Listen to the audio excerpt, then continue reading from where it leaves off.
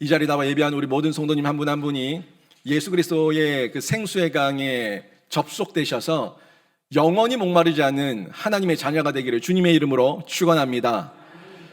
예수를 만나면 변화가 일어납니다. 예수를 만나면 어떤 일이 일어나는지 궁금하신 분이 계시다면 저를 보시면 됩니다. 제가 예수 만나서 변화된 한 사람이고, 예수 만나면 많은 사람이 바뀝니다. 혹시 이 자리 가운데 하도 오라고 괴롭혀서 오신 분이 계신다면 그 사람이 왜 그랬을까 한번 곰곰이 생각해 보십시오. 그분도 예수 만나서 여러분에게 오라고 그렇게 여러분을 괴롭혔는데 예수 만나면 이렇게 바뀝니다. 여러분, 저를 보십시오. 저는 미치광이가 아닙니다. 저는 무식쟁이가 아닙니다. 저도 지성인이고, 저도 박사과정까지 공부했고, 저도 나름대로 똑똑하다는 사람입니다. 그런데 이런 사람이 예수를 믿은 것도 기적입니다. 이렇게 무식하고 힘없고 연약하고 나약하고 자신이 능력이 없는 사람이 예수를 믿는 게 아니라 진짜 공부를 해보고 진짜 세상을 보고 진짜 세상을 객관적으로 바라보면 하나님이 있다는 걸, 절대자가 있다는 걸 부인할 수 없기 때문에 그 가운데서 진리의 성경을 보게 되고 성령께서 깨닫게 하시니까 예수를 믿게 된 겁니다. 예수를 믿으면 이렇게 인생이 바뀌는데, 제가 오늘 본문 말씀을 통해서 여러분에게 소개하고 싶은 한 여인이 있습니다.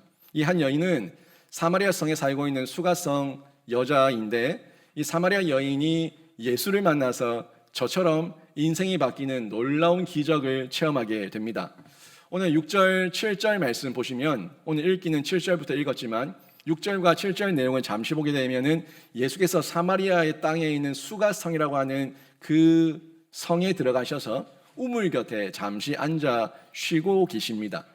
그때 시간이 정오, 난 12시쯤이었는데 그때 예수님이 있는 그 우물가에 물을 기르러 오는 한 여자가 있는 거예요. 그런데 시간이 참 애매해요. 난 12시, 그 정오라는 시간이 사람들이 다니기에 좋은 시간이 아닙니다. 우리나라도 낮 12시가 되면은 덥죠.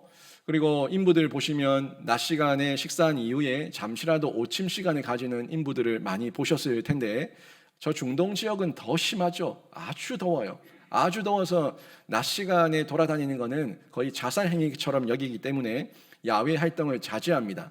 그래서 사람이 아무도 없는 시간, 그 12시 정오, 가장 해가 중천에 떠 있을 그 시간에 이 여인은 일부러 의도적으로 물동이를 들고 물을 기르러 온 거예요.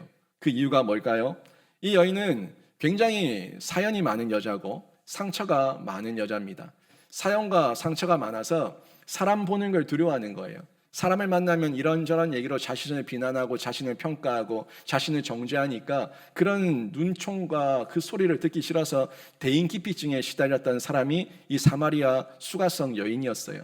그래서 사람 없는 시간, 아무도 없는 시간, 아무도 길 밖으로 나오지 않는 시간, 그 시간을 선택해서 낮 12시에 물을 기르러 잠시 나왔던 겁니다. 거기서 예수님을 만나게 된 거예요. 우연이 아니라 하나님의 섭리였고 마침이었습니다. 마침 하나님께서, 예수 그리스도께서 그 자리에 앉아 계시는 중에 그 여인이 예수를 만나고 그 예수와 함께 잠시 대화를 나누는데, 그 대화도 예수님이 먼저 말을 걸었어요. 예수님이 말을 거시고 주거니 받거니 몇 마디를 나누는 가운데 이 여자가 예수 그리스도를 만나서 인생이 바뀌는 사건이 오늘 요한복음 4장에 펼쳐지고 있는 내용인데, 저는 여러분도 이 자리에 나온 것이 옆에서 닥달하고 나오라고 괴롭혀서 나온 것이 아니라 하나님의 때에, 하나님의 시간표에 마침 나와서 여러분이 수가성 여인처럼 예수 믿고 주께로 돌아오는 놀라운 기적과 역사가 일어나길 주님의 이름으로 축원합니다. 예수를 만나게 되면은 먼저는 믿음에 참여하게 돼요. 믿음에 참여한다는 건 내 마음 가운데 이 절대자, 그 하나님, 그 신이 누군지 정확하게 알게 되는 사건입니다. 인간은 모두가 영적인 존재예요. 우리 지금 몸은 껍데기죠. 이 껍데기지만 이 껍데기 제 몸 안에 저의 마음이 있고 영이 있습니다. 여러분이 보이지 않지만 저는 분명히 마음을 가지고 있고 영을 가지고 있습니다. 저도 여러분을 볼 때는 껍데기만 보이지만 여러분 안에 마음과 생각과 영이 있습니다. 하지만 저는 그 마음과 영을 읽을 수가 없어요. 껍데기만 볼 뿐이에요. 그런데 이 마음이라는 존재가 늙어가고 태어나서 늙어가는 이 모든 이 생로병사의 과정을 보면서 내 위를 보니까 아버지가 있고 또 내 위를 보니까 할아버지가 있고 그 할아버지의 할아버지의 할아버지의 할아버지의 할아버지의 그 위로 올라가면은 분명히 어딘가에 그 생명의 근원이라는 게 있었을 텐데 그 생명이 도대체 어디냐? 그 생명이 누구냐? 라는 이 고민과 호기심과 궁금증이 있었던 거예요. 이걸 가지고 사람들은 그 절대자에 대한 궁금증과 두려움과 의존성을 가지며 하나같이 세상 사람들은 이때까지 모든 인류가 그랬어요. 종교라는 것을 가지고 살아왔습니다. 무신론이라는 얘기를 여러분 들어보셨을 건데 이 무신론에 대한 개념은 18세기입니다. 18세기 때부터 무신론, 산업혁명이 일어나고 이성과 과학과 문명과 여러 이 인류가 발달하는 가운데 그때 처음 등장한 어떤 학설, 가설, 이론, 무신론이에요. 근데요, 18세기 이전에는 신이 없다는 걸 한 번도 상상하지 않았습니다. 그 신이 하나님인지 아니면 엉뚱한 신인지 뭐 바알과 아세라 온통 세상의 우상인지 모르지만 그들 민족마다 종족마다 모든 나라마다 다 신이라는 전제를 가지고 있었어요. 신은 있다. 그 신이라는 전제를 가지고 세상 사람들이 살다가 18세기 이후부터 이 무신론이라고 하는 이 과학, 산업혁명, 여러 가지 인류의 변화 가운데 이런 단어가 등장하게 된 거예요.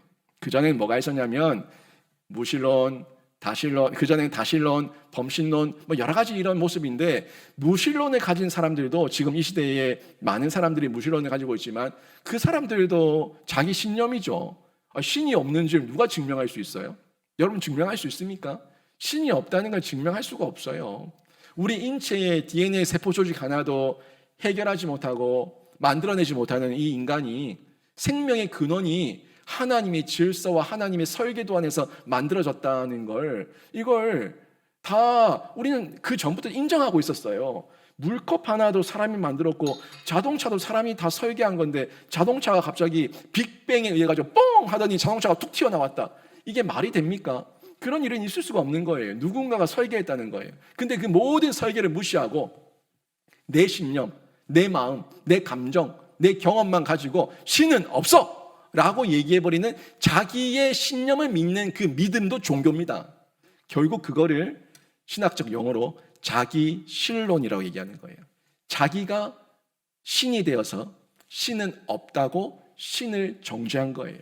신이 없다고 자기가 판단한 거예요.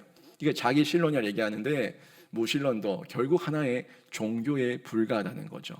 거기다가 다신론, 모두가 여러 가지 신이 있다. 범신론, 모든 인류 하나하나에 모든 물건 하나하나 모든 피조 세계에 하나님이 깃들어 있다. 다 우상 숭배의 틀을 만들고 있는 종교적 행위가 되는데 이런 모습을 가지고 많은 사람들이 살고 있습니다.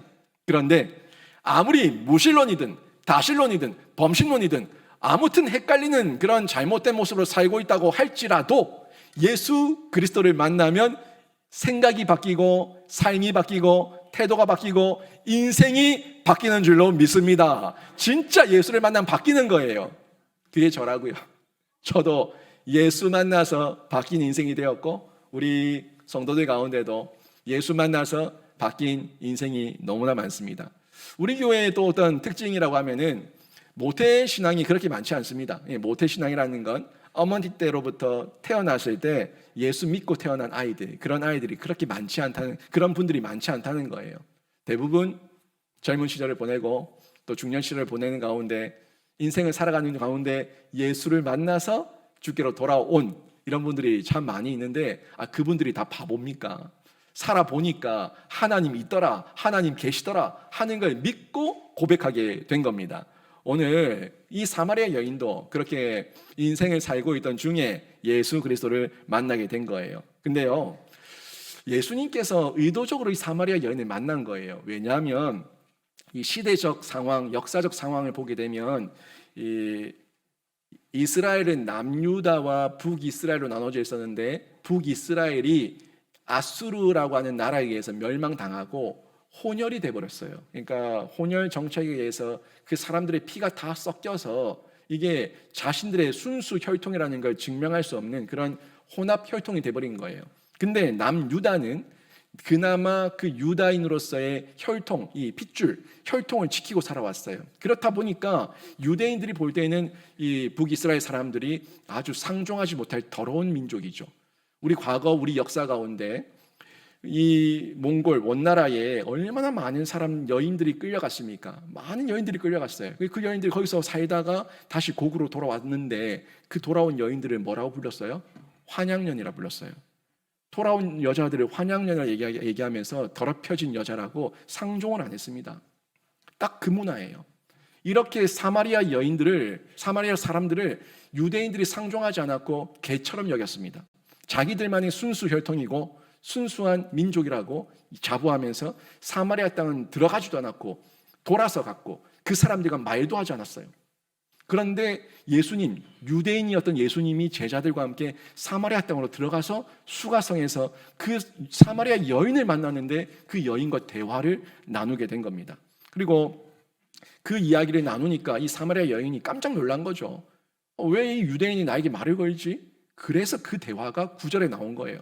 나는 사마리아인이고 당신은 유대인인데 나한테 왜 말을 겁니까? 하는 이 말이 그런 배경 속에서 이 여인이 하게 됐던 거죠. 그리고 이 여인에게 예수님께서 말하셨던 거는 나에게 물을 좀 달라, 물을 좀 달라고 얘기했어요. 근데 예수님이 달라고 한 물은 이 물 정도가 아니었는데 이 여인이 생각한 물은 그냥 물리적인 물이었어요. 컵에 담아서, 동이에 담아서, 손에 담아서 줄 수 있는 이런 물만 그냥 생각하고 이해를 하고 있었던 거죠. 그런데 예수님의 물은 그런 물이 아니었습니다. 예수님은 다른 물, 신비한 물을 얘기하고 있었고 그 물을 주시기를 원하셨던 거예요. 14절 말씀만 보십시오. 예수님께서 말씀하신 거예요. 내가 주는 물을 마시는 자는 영원히 목마르지 아니하리니.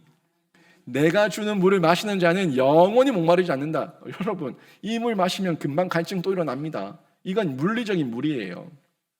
그런데 예수님께서 주시는 물을 마시면은 이 물을 마시는 자는 영원히 목마르지 않는다는 아주 신기한 물을 얘기하고 있는데, 그런데 이 여인은 그 물이 도대체 어떤 물인지 이해를 못해요. 그래서 이 여인이 예수님에게 물을 달라는 예수님에게 도리어 그 여인이 그 물을 저한테 주세요, 저도 그 물을 마시고 싶어요 라고 얘기하는데, 이 물을 달라고 얘기할 때 이런 예수의 물을 얘기하는 게 아니라 진짜 이 물리적인 물인 줄 알고, 무슨 수도꼭지 틀면 물이 나오듯이 그런 물인 줄 알고 그 물을 달라고 얘기하는 거예요. 여러분 15절 한번 보십시오. 15절 그 여인이 하는 말입니다. 주여 그런 물을 내게 주사 목마르지 않고 또 여기 물 기르러 오지도 않게 하소서. 보세요. 결국 이 여인이 얘기하는 물이 물리적인 물이고, 물 기르러 오는 게 귀찮으니까 이 물 기르러 오지 않게 수도꼭지 주세요 라고 얘기하는 개념이었다는 것을 확인할 수가 있습니다. 혹시 여러분도 이 땅을 사는 중에 갈증과 갈급함을 느껴서 물을 찾고 계시지 않습니까? 돈이면 될까? 건강이면 될까? 명예면 될까? 인기면 될까? 이런저런 것들이 좀 있으면 내 안에 이 채워지지 않은 갈증이 좀 채워질 수 있을까? 이 여인처럼 그런 물리적인 물을 찾고 계시지 않습니까? 혹시 물을 찾고 있다면 어떤 물을 찾고 계시고 어디서 찾고 계십니까? 혹시 또 물을 찾았다면 어디서 그 물을 찾으셨습니까?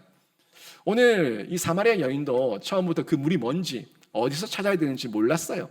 몰라서 헤매고 있는데 예수님과 대화를 하는 중에 그 예수 그리스도의 대화 속에서, 말씀 속에서 그 물이 어떤 물인지 발견했습니다. 뭐예요? 이 물은 바로 예수 그리스도입니다.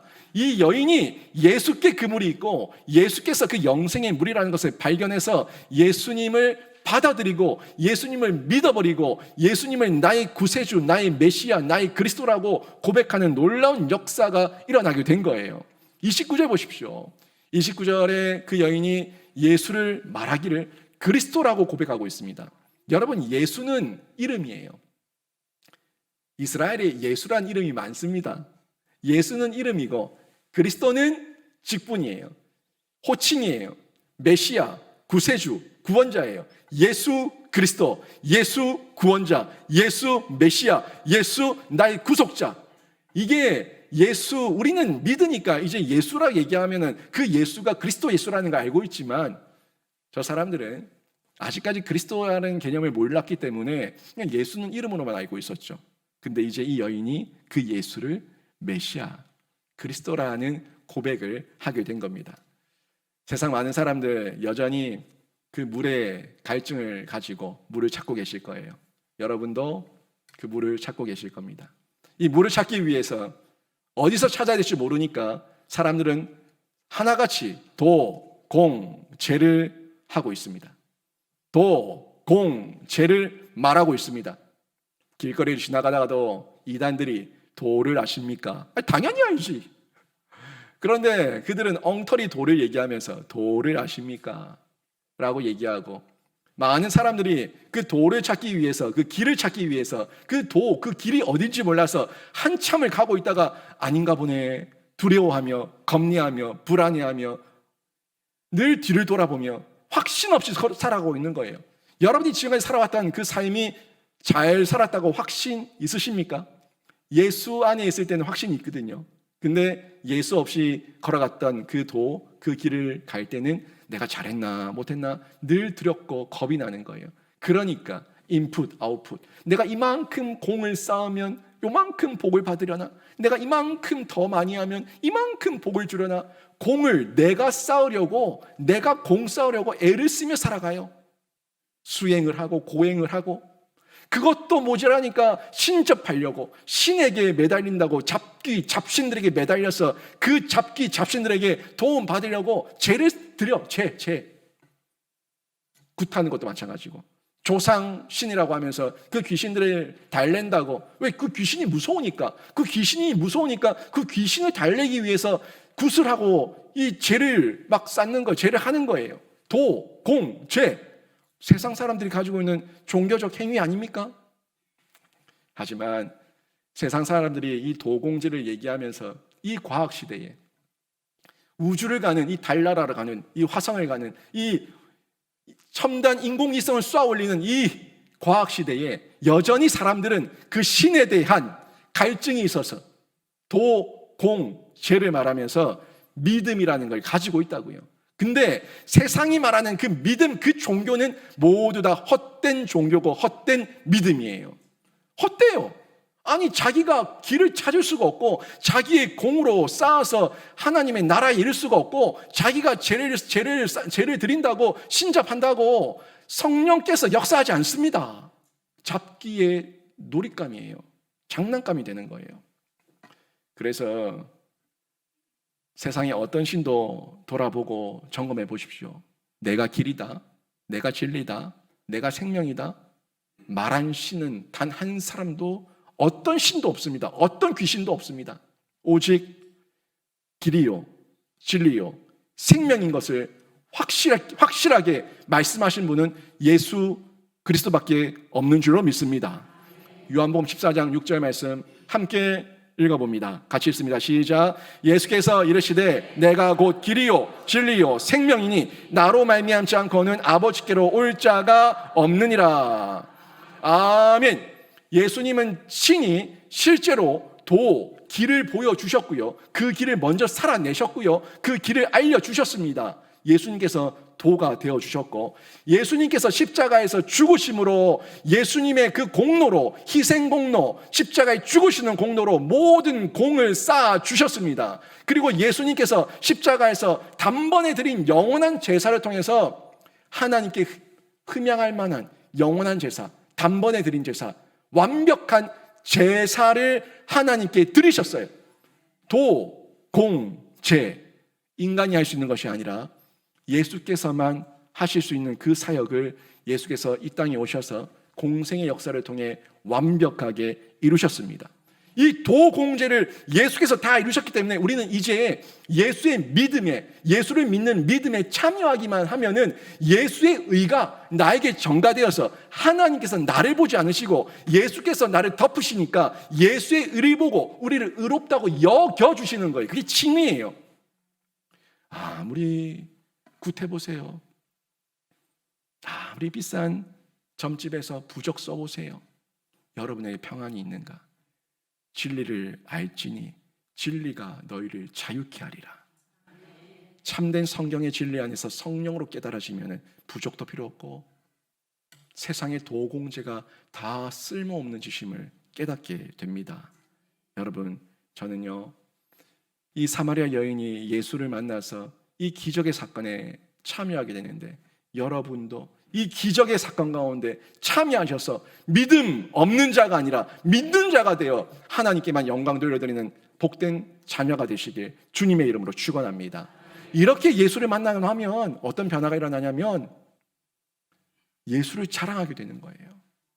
여러분, 제가 미쳐서 이러는 게 아니고 여러분의 초청한 분들이 미쳐서, 예수쟁이 미쳐서 그런 게 아니라 그분들의 믿음이 그 성경과 성령으로 진리 안에서 확고해져서 이제 내가 체험하고 내가 경험한 그 예수를 소개하지 않을 수가 없고 자랑하지 않을 수가 없어서 이렇게 여러분을 초청한 거예요. 여러분, 거절당할 때 얼마나 인간은 기분 나쁜 줄 압니까? 오라고 내가 뭐 돈 달라는 것도 아니고 교회 한번 오라고 얘기하는데 이유대고 변명하고 핑계대고 사기치고 거짓말하고 온갖 얘기를 다 하면서 이리 빠지고 저리 빠지고, 그러다 보면 우리도 사람인지라 거절당하는 그 거절에 대한 상처가 있어요. 아니, 내가 무슨 사기를 치나, 내가 돈을 내라고 하나, 그냥 한번 교회 나와봐서 말씀 한번 들어보라고 하는데 그게 그렇게 어렵나, 이런 마음이 들 때가 있어요.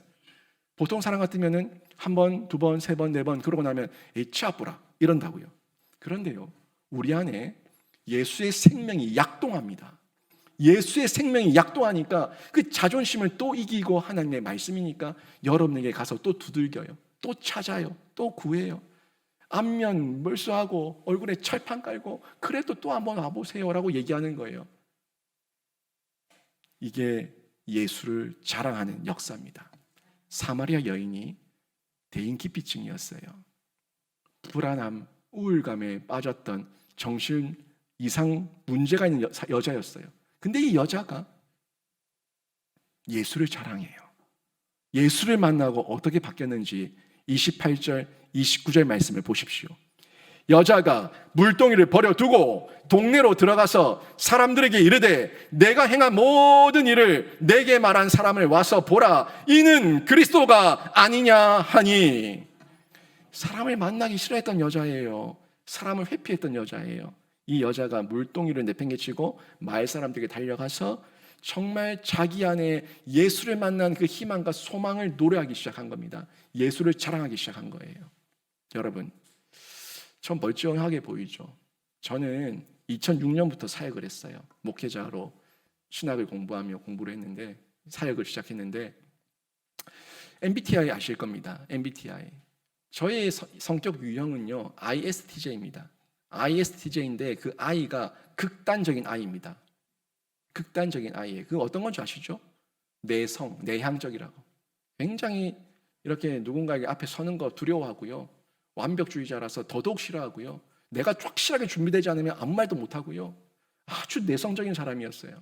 그런데 지금 저희가 MBTI 검사를 하면은 ESTJ가 나와요. 하나님께서 저를 바꿔놓으셨어요. 아니, 사람을 만나야지 말씀을 전하고, 사람을 만나야지 전도를 하고, 사람을 만나야지 훈련을 하고, 사람을 만나야지 위로를 하고, 사람을 만나야 신방을 하고, 사람을 만나야 권면을 할 거 아닙니까? 사람 안 만나면 뭐가 되겠어요? 저는요, 집에 가만히 있으면 에너지가 채워지는 사람이고 나가서 돌아다니면 에너지가 고갈되는 사람이에요. 그런데 그런 성향임에도 불구하고 하나님을 만나고 예수를 만나니까 하나님께서 저를 바꿔놓으셔서 사명 때문에 아이든 상관없이 이 성향을 저에게 주시고 나가서 전하게 하시고 사명 때문에 그 사명 가운데 책임을 다하게 하시는데, 여러분도 예수를 만나면은 아무리 사람 대인기피증이 있다고 할지라도 예수를 만나서 자랑하고 싶은 그 소망과 희망이 생기면 뛰쳐나가서 예수 전하는 여러분을 초청한 사람들처럼 바뀌는 기적이 일어나게 될 줄로 믿습니다. 그분들도 보면은 그렇게 예수 만나서 나가서 예수를 자랑하는 거예요. 그리고 말하는 거예요. 와 보라. 내가 만난 그리스도를 보라. 영원히 목마르지 않는 생수를 주시는 그분을 보라. 외치는 겁니다. 우리 교회는 새생명 초청 잔치 중인데 전도한 사람들은 소망이 생겨서 태신자들, 오늘 초청 받으신 분들에게 가서 예수를 소개한 거예요. 오늘 제가 한 성도님을 초청해서 그분의 간증을 여러분에게 소개하려고 합니다. 이분도 열심히 도공제를 쌓았던 분이고 열심히 비나이다 했던 분이지만 이분이 예수 그리스도를 만나고 어떤 마음의 변화가 일어났는지 또 어떤 깨달음이 있었는지 또 왜 와 보라고 이제 외치는 사람이 되었는지 우리 한 분을 소개하는데 자신이 만난 예수를 소개하고 싶어하는 분이세요. 작년 이맘때 저희 교회에 여러분처럼 새생명 초청잔치 때 오셨다가 돌아가는 길에 신천대로에서 교통사고가 나서 그 차가 폐차하고 다 죽었을 거라 생각했는데 문짝을 뜯어서 겨우 사람이 나왔는데 그 차가 폐차가 됐어요. 근데 그 차 안에 있었던 아들과 성도님은 멀쩡한 거예요. 성도님 말로는 예수 믿어서 내가 교회 가서 이런 일은 아니다 라고 말했지만 마음 한켠에는 뭔가 모르게 불안함이 있는 거예요. 내가 절에 다니던 사람이, 불공 드리던 사람이 내가 교회 가서 설마 이런 일 생긴 건 아닐까? 정말 없었을까요? 근데 그분이 10개월이 지나고 하나님의 부르신 가운데 다시 제 발로 교회로 오셨어요. 하나님의 은혜죠. 우리 서인수 성도님을 잠시 소개합니다. 나오셔서 간증하실 때 이분의 간증을 통해서 여러분에게 큰 도전이 있기를 바랍니다.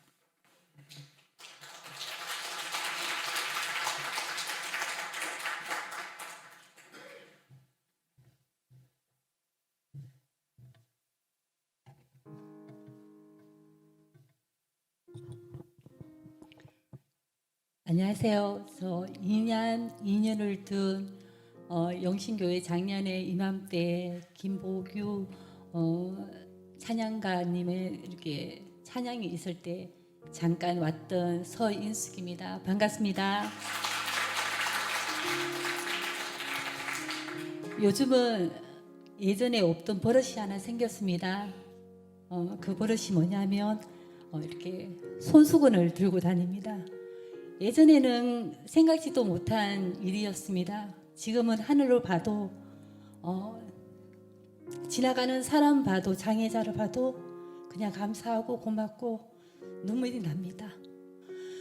제가 이 교회에 온 거는 목사님 말씀대로 작년 이맘때 여기 계신 분들도 많이 계셨을 겁니다.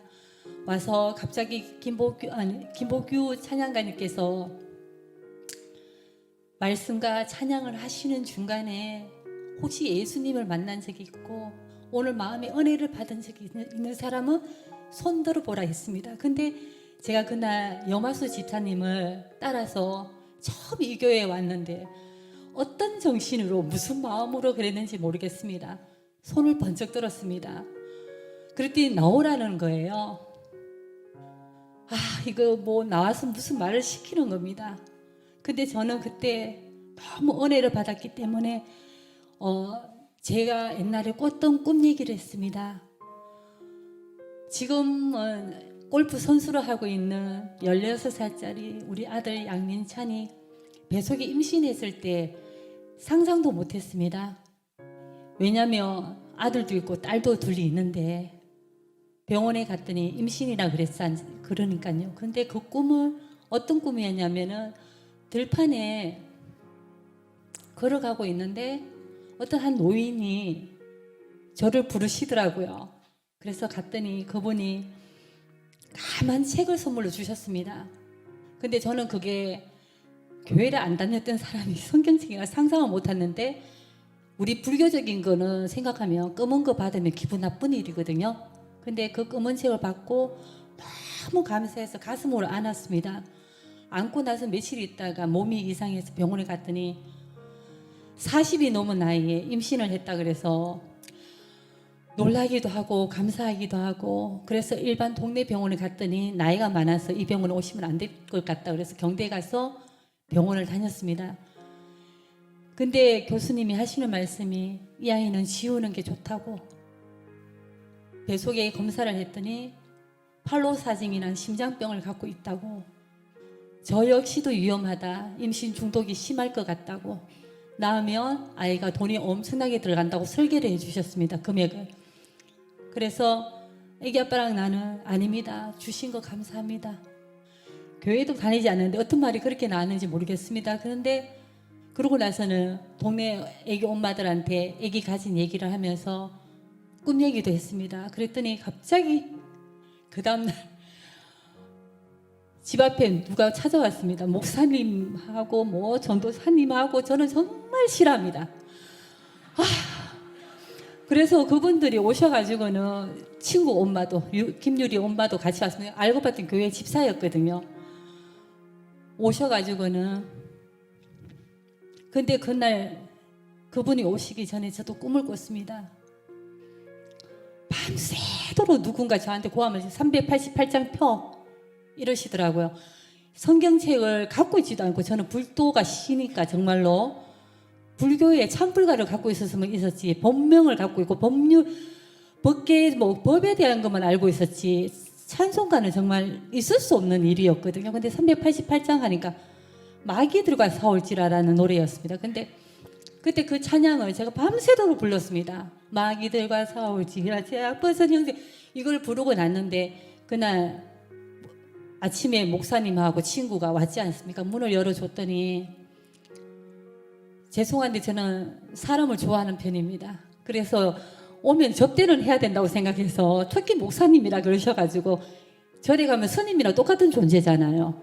귀하게 대접을 했습니다. 그 차를 대접하고 음료수를 내놓고 일단 하시고 빨리 가기를 바랬는데, 목사님이 기도를 하시더니 388장 펴라는 거예요. 전도사님, 권사님들, 그리고 친구 엄마, 루리 엄마도 같이 왔는데, 그 제가 이렇게 얘기했습니다. 저도 모르게. 마귀들과 싸울 질 아닙니까? 밖에 목사님이 하시는 말씀이, 어떻게 아셨어요? 성경책 보셨어요? 하니, 밤새도록 제 꿈에 나타난 게 388장 펴 마귀들과 싸울지라 한데, 찬양도 모르는데 계속 따라 불렀습니다. 그랬더니 목사님하고 전도사님은 우시더라고요.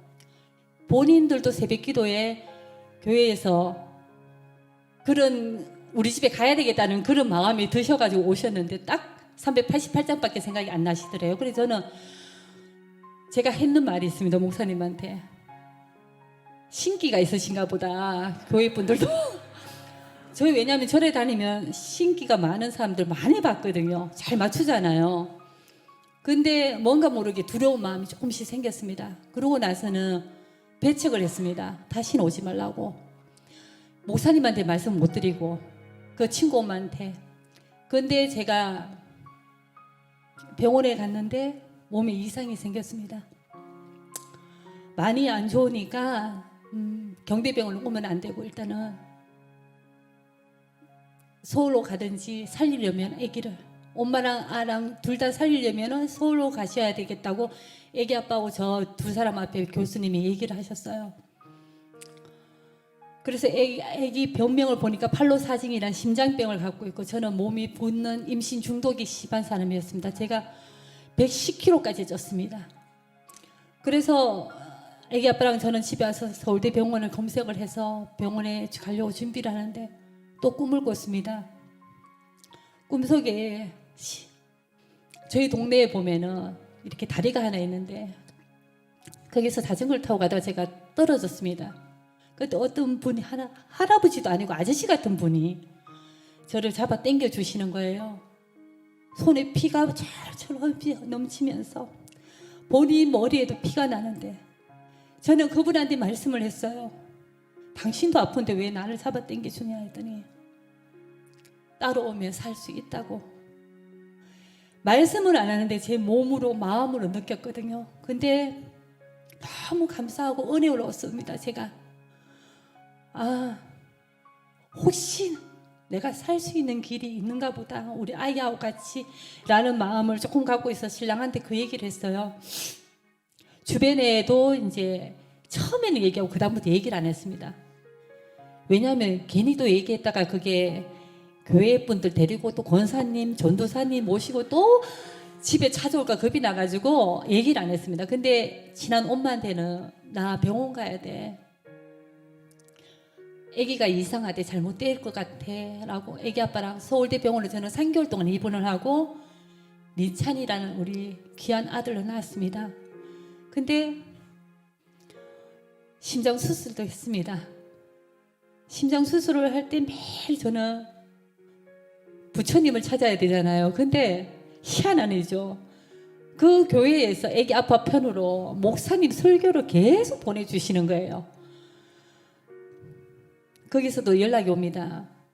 성도님, 우리가 기도하고 있으니까 그냥 듣기만 들으라고, 테이프 틀고 듣기만 들으시라고. 근데 제가 믿음이 없는 사람이잖아요.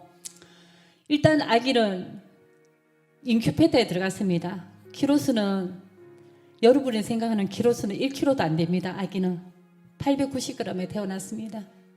너무나 작은 아이를 보면 매일매일 울었습니다. 근데 그 몸에다가 심장 수술을 해야 된다는 얘기를 듣고 가슴이 무너졌지만 애를 살릴 수 있는 방법은 그 방법밖에 없다 해서 아이가 1.8kg 대 심장 수술을 했습니다. 수술을 하고 있는데 교수님이 부르셔가지고 갔더니 잘못될 수가 있다고, 다시 신생아 중환자실에 중급으로 들어가야 된다고 얘기를 하면서 저는 그때 처음으로 제가 전화기를 들고 어디다 전화했을까요? 동안사 우리 주지스님한테 전화했을까요? 원체 친합니다. 근데 그 생각이 하나도 안 듭니다. 목사님한테 전화했습니다. 살려달라고, 혹여라도 모르니까 기도 좀 해달라고. 근데 목사님은 기도하고 있다고. 근데 하시는 말씀이 성도님이 직접 한번 기도해 보시라고. 무릎 꿇고 기도하는 방법 어떻게 해야 됩니까? 저는 그때 기도하는 방법 몰랐습니다. 108배, 1080분 정말 잘하거든요. 803 갓바이 저는 광팬입니다. 그가가 절을 하면 108배는 기본적으로 하고 내려옵니다. 그런데 무릎 꿇고 하나님을 향해서 기도를 하라 해서 처음으로 기도를 했습니다. 제발 살려달라고. 아이가 아무 탈 없이 제품에 안기기끔 해달라고 기도했습니다. 그래서 아침 일찍 첫 타임에 갔습니다. 갔더니 처음부터 우리 아기 옆에 병실에 웅성웅성 하는 소리가 들려서 가봤더니 그 긴 호수를 애가 다 뽑고 자가 호흡을 하고 있었습니다. 그때 저는 아멘은 지금은 나오는데 그 당시에는 뭐 너무 감사하고 그냥 감사합니다, 감사합니다, 감사합니다밖에 안 됐습니다. 그때 우리 김웅암 교수님이 수술하신 교수님께서 하실 말씀이 감사하면 사시라고, 좋은 일 하시면 사시고 베풀고 사시라 했더라고. 그 뜻을 이해는 못했습니다. 그냥 그러려니 생각하고 교회 분들한테도 감사하다는 인사하고 답례를 했습니다. 교회에서 기도해 주셨다니까 얼마나 감사해요. 그 덕분에 우리 아들이 살았다는 생각에 저는 여러분들이 하시는 것처럼 교회에다가 선물을 보냈습니다. 얼마나 드리고 목사님한테 감사하다고 교회에다가 뭐를 하십시오 하고, 그걸로 저는 만족했습니다. 왜? 저희 아들 위해서 기도해 주신 거에 대한 보답이다 생각하고 그러고 나서 교회를 안 다녔습니다.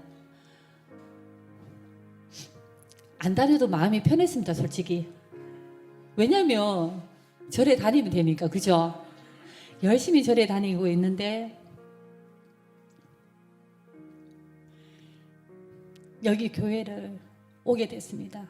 염화수 집사를 동생으로 알고 지내고 만나게 됐습니다. 중간에는 교회분들 많이 연결해 주셨는데 다 제가 배척했습니다. 그냥 친구로 삼고 살았지 이렇게 만나보지는 않았는데 그 염화수 집사가 적극적으로 저한테 얘기를 하는데 한 번만 가보자. 그래서 여기에 여러분과 같이 초청잔치에 왔었습니다. 와가지고 김보규님의 초청잔치에 똑같은 말씀을 제가 했습니다. 그때는 제정신이 아니게 손들고 나아가 이 말씀을 했던 것 같아요. 근데 그 다음날 아까 목사님 말씀대로 저희들은 민찬이랑 저랑 교회에 예배 참석하고 집으로 돌아가는 길에 아주 큰 사고가 났습니다. 차는 폐차했고요. 저랑 민찬이는 솔직히 하나님의 은혜입니다. 지금은 하나님의 은혜로 알고 있습니다. 그때는 하나님의 은혜인 줄 몰랐습니다. 둘 다 멀쩡했습니다. 차는 폐차해서 그쪽에서 폐차할 정도면 얼마나 많이 다쳤겠냐고 생각했는데 저희들은 멀쩡하게 그냥 민찬이가 한 몇 주 있다가 호주로 경기 전지 훈련을 가야 되기 때문에 저희들이 입으로 입원을 했습니다. 정확검진을 받기 위해서. 그러고 나서 염화수 집사가 찾아왔지만 솔직히 한켠으로는 그래 너 교회 갔다 와서 그런 거야 이 말을 하고 싶지만 마음이 아플까봐 괜찮아. 교회 갔다 와서 이런 일 아니야. 나는 그렇게 생각해. 그러고 나서는 마음적으로는 나는 교회하고 안 맞아. 뭔 하나님이. 저는 솔직히 그래 생각했습니다. 그러고 나서는 절에 열심히 다녔습니다. 804 갓바위 가시기 힘드시죠? 가보신 분들 아십니다. 새벽마다 갔습니다.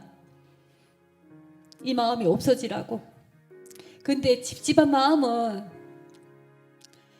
갓바위 올라가면서도 항상 있었어요. 민찬이를 호주로 보내놓고 저희 부부는 건강검진을 했습니다. 건강검진에 제가 이상이 생겼어요. 생각지도 않게 혈관 질환이 생겨서 수술을 하자고 머리를 개복을 해서 수술을 해야 된다고 얘기를 했습니다. 그때는 모든 걸 내려놓고 이게 도대체 뭔가 싶은 생각도 했습니다. 그래서 그때 염화수 집사한테 교회는 한번 가봐야 되겠다라고 얘기를 했습니다. 그 교회를 가보겠다고 말한 이유는 염화수 집사님이 그때 그랬어요. 언니 병원에 와서 목사님하고 사모님이 너무 미안하게 생각하셔. 교회 왔다가 사고 났는 데다가 자꾸 이런 일이 있으니까. 근데 그 말에 저는 왜냐면 내가 너무나 하나님을 배척해서 이런가 하는 생각에 마음이 들었습니다. 그리고 10개월이란 세월을 그렇게 보내다가 제 발로 교회를 왔습니다. 그날 예배 드리는데 너무나 눈물이 많이 나고 뭔지 모르게 가슴에 뜨거운 게 느껴지면서 눈물만 났습니다. 정말로 하나님은 살아계실까? 내 마음속에 있는 걸까? 집안의 불도가 그렇게 센데 아까 목사님 말씀대로 우상숭배를 하늘같이 하고 저희 큰딸이 체하고 아플 때도 저는 구슬했습니다. 둘째 딸 놀 때 친정에 가서 둘째 딸 놓는다 갔더니 큰딸이 좀 이상해서 그때 엄마가 무당을 불러서 우리는 구슬했던 집입니다. 병원 갈 생각을 왜 안 했는지 모르겠어. 아기가 체했는데 그렇게 했던 집안이기 때문에 저는 이 교회에 발자국을 드린다는 자체가 저한테 인정이 안 됐습니다. 왜냐하면 저는 교회 다니는 사람 별로 좋아하지 않았습니다. 옛날에는 좀 그랬습니다. 교회 분들한테 마음의 상처도 많이 받았고 그런 적이 있었거든요. 그래서 저는 성당에 갔으면 갔지 교회는 안 갈 거야 라고 했습니다. 왜? 성당에 가면 할 건 다 할 수 있었거든요. 성당에는 다 되더라고요. 교회처럼 뭐 술은 못 마시지만 뭐 자제하는 게 많이 없어가지고 가게 되면 성당에 가야지라고 했지 교회에 올 생각을 안 했습니다. 근데 제가 교회에 와서 제가 기도하고 나서 그때 무슨 일이 있었냐면은 교회에 90일 성경 통독이 있더라고요. 한번 해봐야 되겠다. 언니 한번 해보라고 해서 그때 제가 90일 성경 통독을 하는데 지금 하고 계시죠? 우리 성도님들은. 그죠? 저는 다 끝냈습니다. 저는 너무나 회개했습니다. 창세기를 읽는데 하나님께서 모든 걸 만드셨다는 말이에요.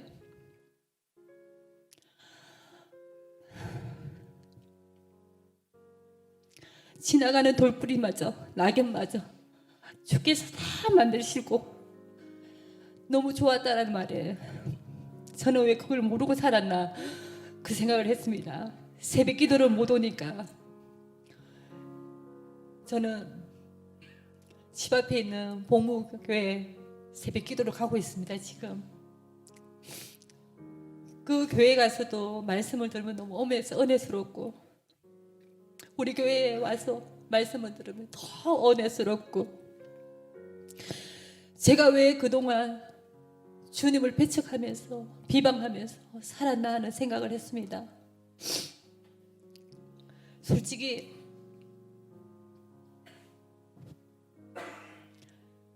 저의 민찬이는 지금 골프 선수입니다. 그때는 그렇게 아팠던 아이입니다. 심장 수술을 하고 매주마다 서울대병원으로 다녔습니다. 아이가 5살 때까지 초등학교까지 우리 민찬이는 기억하는 거는 학교가 아니고 병원이었습니다. 그 아이에게도 하나님의 축복이 늘 함께하는 것 같습니다. 지금은 저보다 더합니다. 엄마 차 운전하고 가면 그래요. 엄마 오늘 예배 시간에 무슨 말씀 들었어? 나는 이거 들었는데 엄마는 어땠어? 라고 묻는 우리 아들을 보고 그래 주님이 주신 아들인데 내가 이 아들마저 이렇게 딴 길로만 인도하고 딴 곳으로만 자꾸 항해하게끔 했구나 하는 생각에 제가 자책하고 미안하게 생각했습니다. 그리고 교회에 교자도 모르고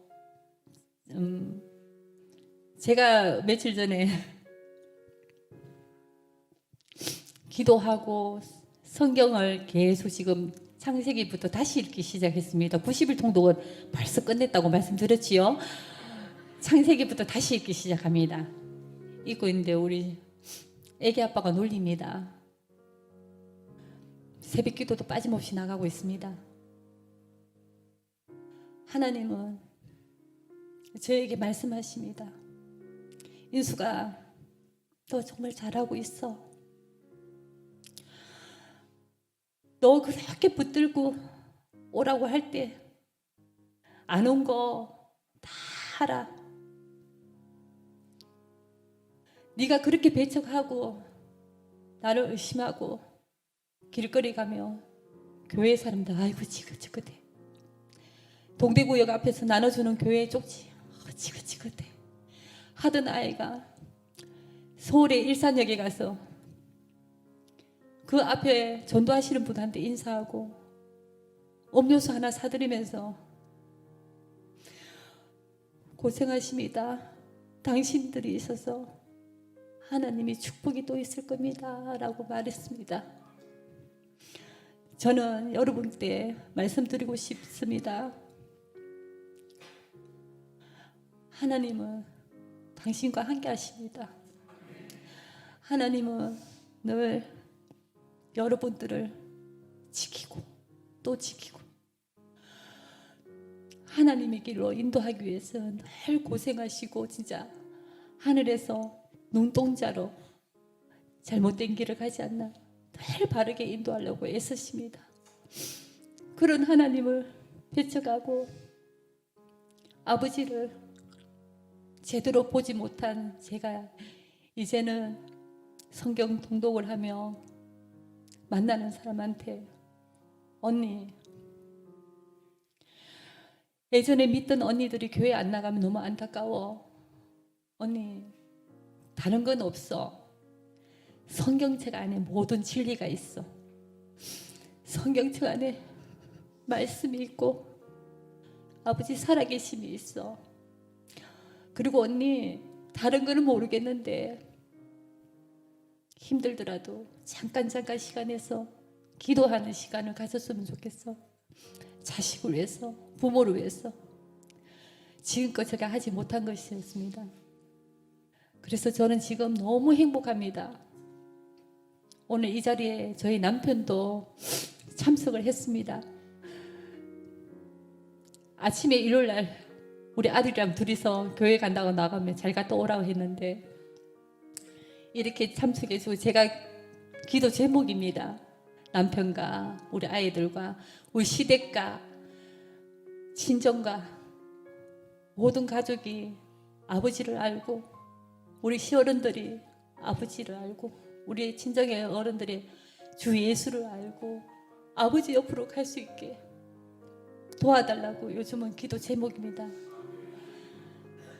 오늘 이렇게 시간을 내주시고 목사님께서 간증의 시간을 주셨을 때 한마디 거절은 안 했습니다. 근데 솔직히 오늘 지금까지는 계속 기도하고 오늘 새벽에도 기도 갔다 왔는데 떨리지가 않았는데 여기 오기 전 한 30분 전부터 떨려가지고 너무 힘들었습니다. 근데 아버지께서 힘을 주신 것 같습니다. 아버지께서 저를 이 자리에 인도해 주신 것 같습니다. 그리고 늘 주님께 감사하고 찬양드립니다. 여러분도 아버지를, 주님을 제대로 한번 느껴보셨으면 좋겠습니다. 저와 같이 뜨거운 가슴으로. 오늘 이렇게 경청해 주셔서 감사드리고요. 늘 주님과 함께 하시기를 바라겠습니다.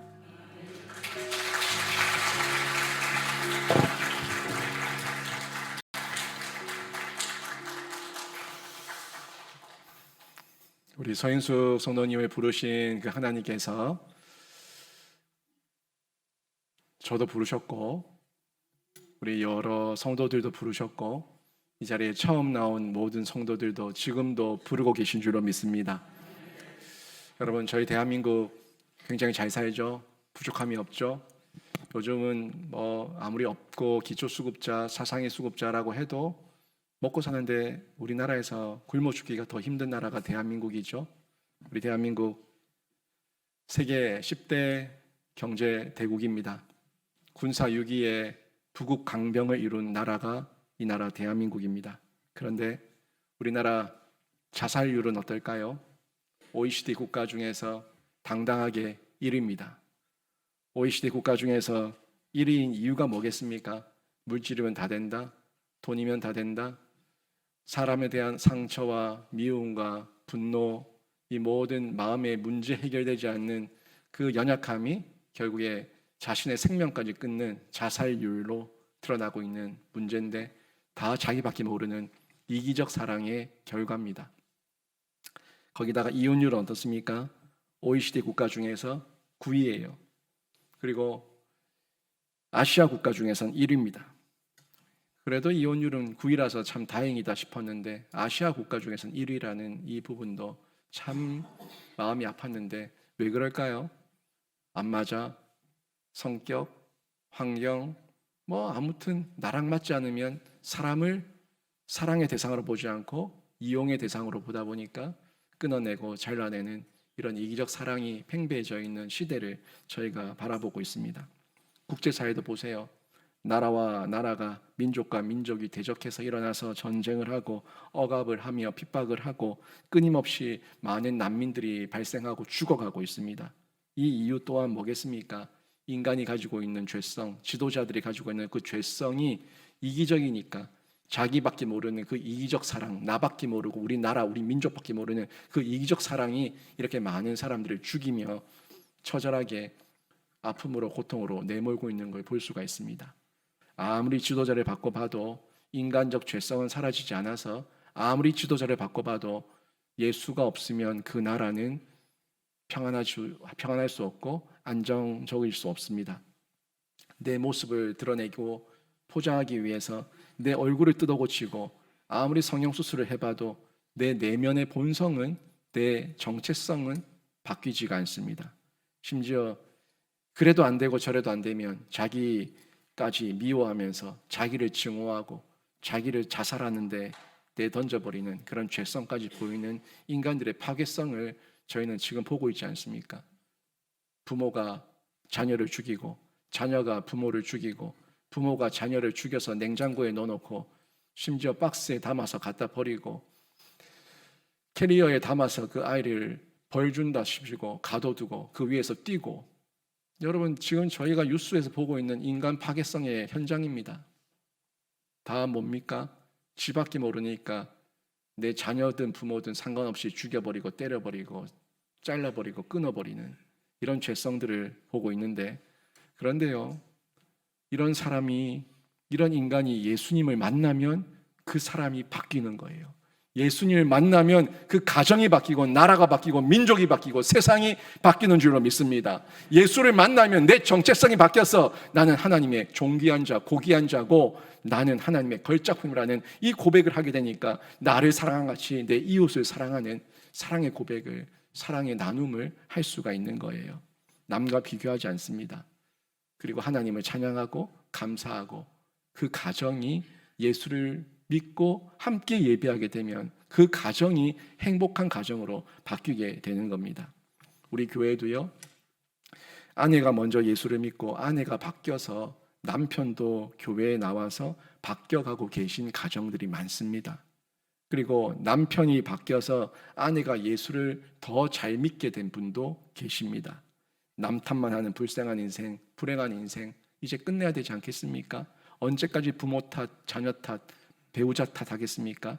내 숙명이다, 내 운명이다, 거기 숙명론, 운명론에 빠져서 저주받은 인생이라고 서로를 미워하고 탓하는 이런 거짓과 속임에서 이제 벗어나서 예수 믿고 새 생명을 얻는 귀한 신자가 되시길 주님의 이름으로 축원합니다. 예수의 사랑이 여러분을 살립니다. 고린도전서 13장 13절에 이런 말씀이 나와요. 그런즉 믿음, 소망, 사랑 이 세 가지는 항상 있을 것인데 그 중에 제일은 사랑이라. 이 사랑은 제가 여러분에게 소개하는 이 사마리아 여인이 만난 예수의 사랑인 줄로 믿습니다. 여러분, 이 예수의 사랑을 믿는 사람들, 그분들이 여러분을 초청했어요. 그리고 저도 이 시간 여러분을 초청합니다. 오늘 처음 나오신 분도 계실 거고요, 또 예수를 믿지만 정말 확신 없이 믿고 그냥 몸만 왔다 갔다 했던 분도 있고, 과거에 예수 믿다가 또 떠났던 분도 있고, 여러 부류의 분들이 많이 계실 거예요. 집사라는 이름은 달고 있지만 집사답게 살지 못했고, 권사라는 이름은 달고 있지만 권사답게 살지 못했고, 이런저런 모양으로 아픔과 상처로 얼룩진 분 계시지 않습니까? 저 또한 목사라는 직책을 갖고 있지만 목사답게 서지 못했던 때가 있고 늘 회개하며 하나님 앞에 엎드립니다. 이 시간 제가 여러분 초청합니다. 오늘 처음 나오신 분들 가운데 간증을 듣고 제가 전하는 이 진리의 말씀, 설교의 말씀을 듣는 가운데 하나님, 제가 예수 믿어야겠습니다. 제가 예수 믿고 싶은데 제가 연약합니다. 저를 좀 도와주십시오. 제 마음을 좀 열어주시고 제 마음을 좀 만져주시고 저와 함께 해주십시오 하는 분 계시다면 자리에서 한번 일어나 주십시오. 또 여러분 마음 가운데 내가 과거에 예수 믿었는데 제가 더 잘 믿겠습니다 하는 분도 일어나세요. 제가 이 태신자를 모시고 왔는데 이 태신자를 정말 잘 섬겨서 이분이 열매가 되기까지 제가 섬기겠습니다 하는 분도 일어나세요. 제가 집사인데 권사인데 제가 이런저런 모양으로 주님 앞에 부름 받았는데 그 직분 다 감당하지 못하며 하나님 마음 아프게 했었던 그런 연약함이 생각나시는 분도 일어나세요. 탕자처럼 헤매고 다니며 도공제를 세상에서 찾았던 분들 자리에서 잠시 일어나세요. 주변 볼 필요 없고요, 잠시 눈을 감습니다. 잠시 눈을 감고 여러분 마음 가운데 도전이 있으신 분들, 하나님의 부르심이 있으신 분들 잠시 자리에 일어나셔서 저와 함께 잠시 기도하는 시간 가지면 좋겠어요. 하나님께서 지금도 찾고 계십니다. 집 나간 탕자, 지금도 길 잃어서 도공제 세상에서 찾고 있는 그들 모두에게 내가 다 이뤘다, 내가 도공제를 다 이뤄서 나와 함께 오면 된다, 지금도 말씀하고 있는데 여러분 이 시간 여러분 마음 가운데 감동이 계신 분들, 예수 믿기를 작정하시는 분들, 더 확신 있게 믿기로 작정하시는 분들, 정말 예수님만 나의 구주입니다 확신하시는 분들, 주님 함께 일어나셔서 한번 저와 함께 다 하셨던 분도 계시겠지만 따라해 보십시오. 제가 먼저 할 때 여러분 따라 하시면 됩니다. 사랑의 하나님, 저는 죄인입니다. 이 시간 예수님의 저의 구원자로 제 마음에 확실히 모셔드립니다. 흔들릴 때도 있습니다. 연약할 때도 있습니다. 고민할 때도 있습니다. 그때도 역시 주님께서 저를 붙들어 주시옵소서. 예수님, 지금 제 마음에 들어와 주시옵소서. 저의 모든 죄를 십자가 위에서 해결해 주신 줄 믿습니다. 저를 용서하시고 저에게도 영원한 생명을 허락해 주신 줄 믿습니다. 이제 예수님은 저의 구원자이고 저의 주님이십니다. 하나님은 저의 아버지이십니다. 저는 하나님의 자녀가 되었음을 믿습니다. 저를 구원해 주시니 감사합니다. 지금부터 영원토록 저와 함께 해 주시옵소서. 저도 사마리아 여인처럼 세상에 나가서 와 보라고 외치는 하나님의 자녀가 되게 해 주시옵소서. 예수 그리스도 이름으로 기도드립니다. 아멘. 자리에 앉으시고요. 여러분, 주님께서 여러분에게 믿음 주시고 깨워 주시고 두들겨 주시면 그 하나님의 전지전능하신 능력과 은혜와 콜링 앞에 감당할 자가 없습니다. 순간 또 세상의 지푸라기 때문에 흔들릴 때가 있을 수 있지만 그때도 주님 부르고 주님 찾으면 주님께서 다시 여러분에게 찾아와 주셔서 은혜를 베푸시는 줄로 믿습니다. 오늘 말씀 정리합니다. 여러분, 예수님을 만나면 믿음에 참여하게 됩니다.